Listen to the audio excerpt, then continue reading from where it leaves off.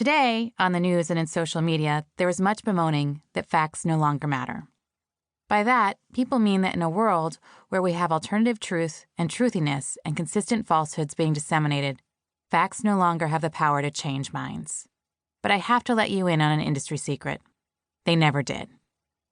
In 1972, after news of the Watergate break-in made headlines, Richard Nixon still won re-election by a landslide because the facts of the time were open to interpretation. Just 3 years later, researchers at Stanford did the first study proving that people cling to their irrational opinions even in the face of irrefutable evidence that they are wrong. The hundreds of studies that followed proved that people actually dig in their heels when presented with facts that contradict their beliefs. If you want to change minds, facts alone have never been enough. The reasons are rooted in behavioral science. At a biological level, our brains aren't hardwired to look for facts. Instead, we rapidly and automatically process opinions we agree with as if they are facts. In the study That's My Truth, Evidence for Involuntary Opinion Confirmation, researchers Michael Gilead, Morin Sella, and Anat Murrell showed not only that our opinions are change-resistant, but that we actually involuntarily reject facts that contradict our existing opinions. To compound this, all humans suffer from confirmation bias. We search for information that confirms our opinions, and we cherry-pick the facts that support our point of view. Our desire to confirm our existing beliefs also leads us to minimize or ignore data that doesn't fit our preferred view of the world. We can quickly dismiss factual information that does not agree with our worldview by labeling the new facts as somehow erroneous or limited. Said another way, shamelessly stealing from a former colleague, when confronted with facts that don't fit inside our frame, we throw away the facts and keep the frame, which is easier and less ego-threatening than getting a new frame. But people don't reject evidence that challenges their beliefs. They go even further. Studies of the often-quoted backfire effect demonstrate that when people reject evidence they don't like, their support for their original position gets even stronger. In Why Facts Don't Change Our Minds, Elizabeth Kolbert writes that scientists have deduced that the vaunted human capacity for reason may have more to do with winning arguments than with thinking straight. Providing people with accurate information doesn't seem to help. They simply discount it.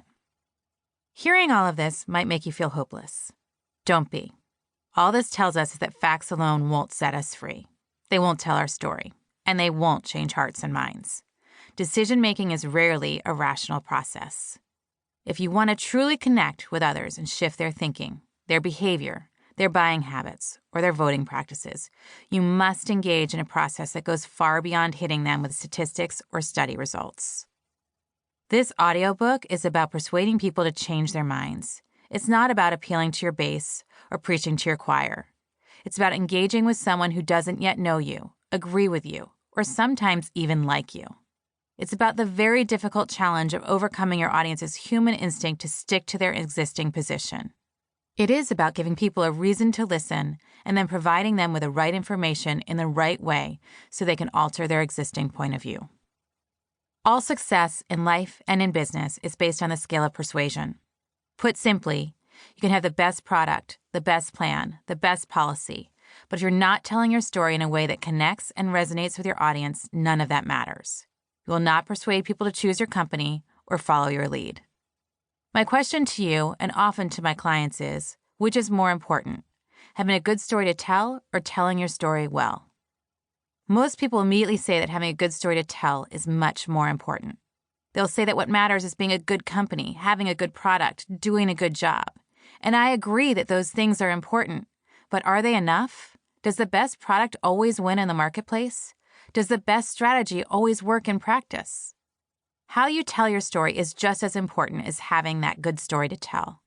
My job and the job of my firm is to ensure that companies, issues, and people who have an important point to get across are able to tell their story in the best way possible.